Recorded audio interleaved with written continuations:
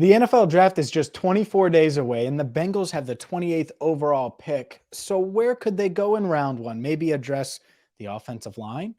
Could it be the defensive line? Cornerback, tight end, running back? Let's discuss what you want and more, plus just some of these different scenarios with the NFL draft less than 4 weeks away.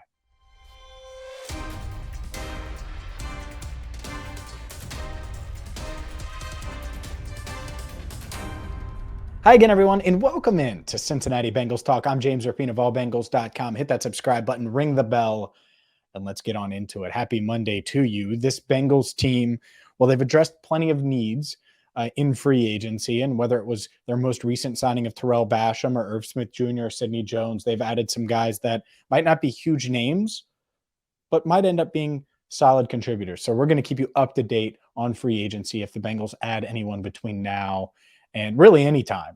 But if you want our Basham reaction, that was during our free agency grades video that we posted on Friday. So check that out. That said, we're going to get into a lot of draft talk over the next 3+ weeks and really at least 4 weeks, because our plan is definitely to interview the first round pick, whoever the Bengals take at 28. And that's a hot button topic, and it's going to be. And so I put a poll out, and I'll probably do this maybe weekly just to kind of gauge where fans are. And look, on Twitter, you can't put a poll for every single position group or anything like that because you only have 4 options. And as you can see, I put in an ideal world, who do you want the Bengals to take at 28?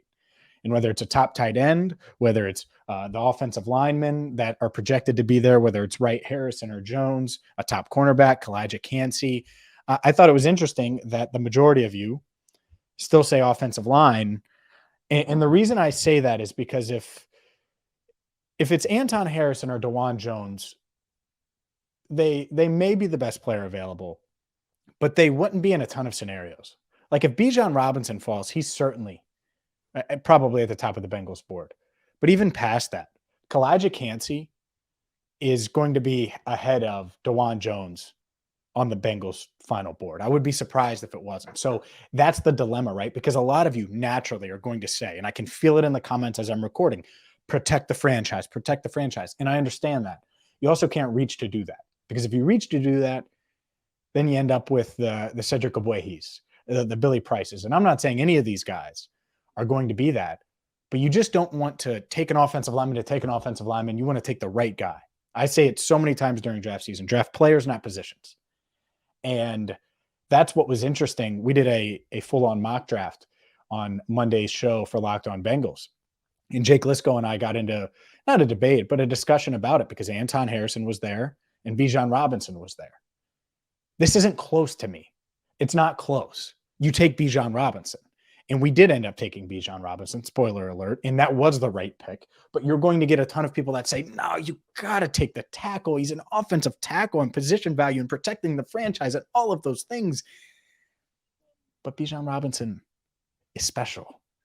And we're not saying take him 5th overall. We get that, right? But if the Giants could have taken Saquon Barkley 28th overall, a lot of teams would have, right? It's the 28th pick. And so the 28th pick, I'm not willing to shut down any possibility. Tight end. A lot of people say, you can't take a first-round tight end. Oh, my goodness. Think about how many tight ends have been drafted in the mid-rounds, and Travis Kelce and Rob Gronkowski and all of those things. Well, context matters. Rob Gronkowski fell due to medical, and so that's why he fell in the draft, a big reason why. But that said, because that was way more than a decade ago, the other part of this is you're at the 28th pick. This isn't the 8th pick. So if Dalton Kincaid is far and away the best player on your board, take him. If you think he can be this elite, dynamic, pass-catching tight end, take him. If it's Michael Mayer, take him. If it's Bijan Robinson, who, by the way, if he is available, and I know it's a long shot, if he's available at 28, it's hard for me to envision a scenario where he's not the best player available by like a far, like wide margin. Like, I think he's going to be a top 10 player on the Bengals overall board. A top 10 player.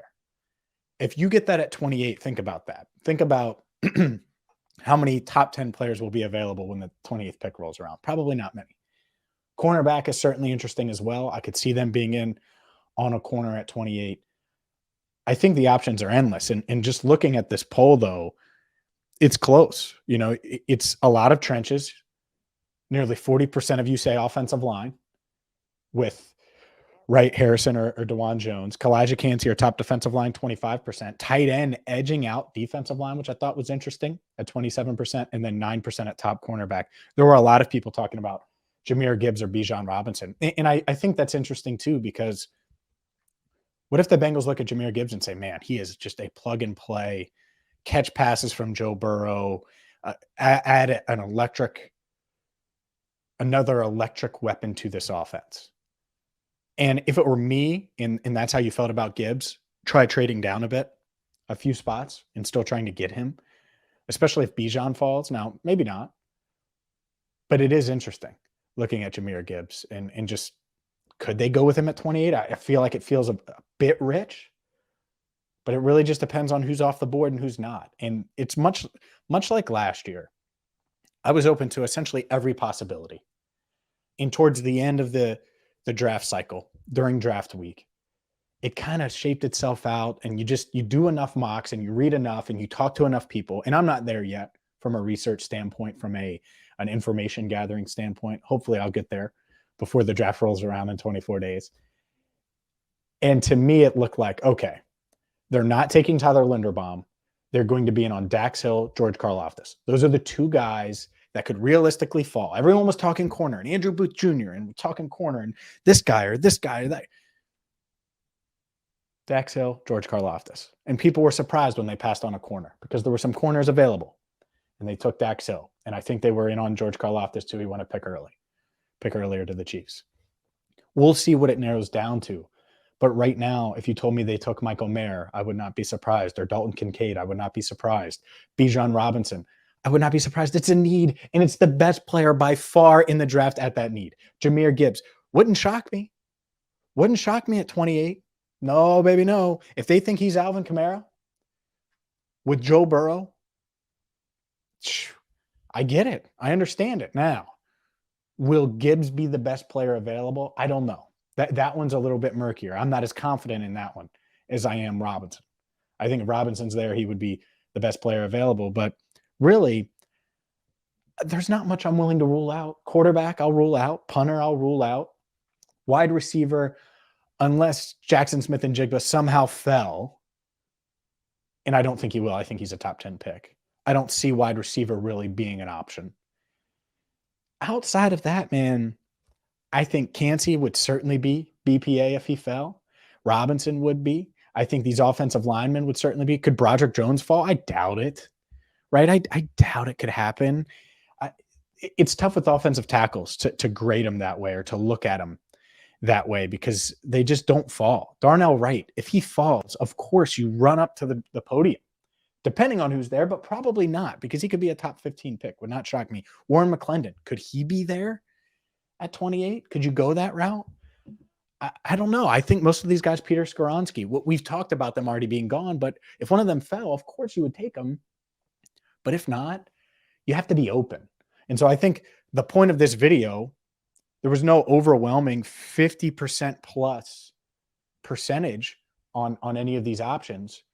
And that's a good thing, because the way I look at this is be open, and be open to maybe Bijan Robinson is the best player available, or maybe it's a cornerback, or maybe they go trench pick, or take a Calijah Cancey, who obviously is trenches, but is a guy that you might not love because you look at that size and it's scary, right? Historical, he's short, he's got shorter arms than Aaron Donald, but he's got explosion, and he looks the part, and he was productive, and the Bengals like all of those things. So we're going to discuss a ton more on the draft, but I just wanted to give you my thoughts. Don't rule anything out yet. And by the way, I would be in on Calijah Cancey at 28. I picked him in the All Bengals mock draft at allbengals.com today. And tight end had to wait longer than I liked because of the way the simulator went. Was able to address some key spots, was able to add a quality corner, I thought, was able to certainly address the defensive line, address the trenches, address the offensive line, and address running back with one of my favorites, Abanikanda. Israel Abanikanda is one of my draft crushes as of right now. We'll see if that continues. and we'll see if he's available for the Bengals on day 3. I think day 2, could you get him round 3? Yeah, maybe. But if he's there round 4, I would certainly run to the podium. So check out my allbengals.com mock. We will be doing mocks here, but I didn't want to be redundant. I'd already released them on my other platforms. And so we'll certainly start doing mock drafts here. I know Joe Goodberry is going to be all things draft over the next few weeks as well. And we have some other fun stuff planned here on Cincinnati Bengals Talk. So hit that subscribe button and ring the bell for notifications, because you never know when a signing is going to happen. And if you missed our Terrell Basham reaction, make sure you check it out in our free agency grades video. So for Andrew Fox-Miller, our channel coordinator, I'm James Rapien. Thank you so much for watching Cincinnati Bengals Talk.